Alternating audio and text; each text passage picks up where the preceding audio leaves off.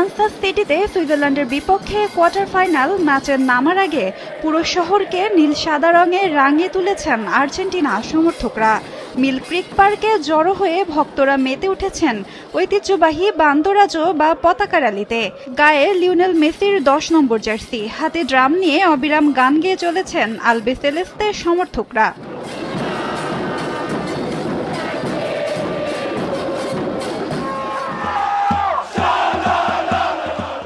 সমর্থকদের এই উন্মাদনায় মোটেও পিছিয়ে নেই নরওয়ে। মায়ামি বিচে প্রায় 32 ডিগ্রি সেলসিয়াস গরম উপেক্ষা করে জড়ো হয়েছেন নরওয়েজিয়ান ভক্তরা। মায়ামিতে বসে লাল জার্সি পরে শত শত ভক্ত একসঙ্গে মেতে উঠেছেন ভাইকিং রো উদযাপনে। রাতে ইংল্যান্ডকে হারাতে তাদের এই উৎসব দলকে প্রেরণা দেবে বলে বিশ্বাস নরওয়ের সমর্থকদের।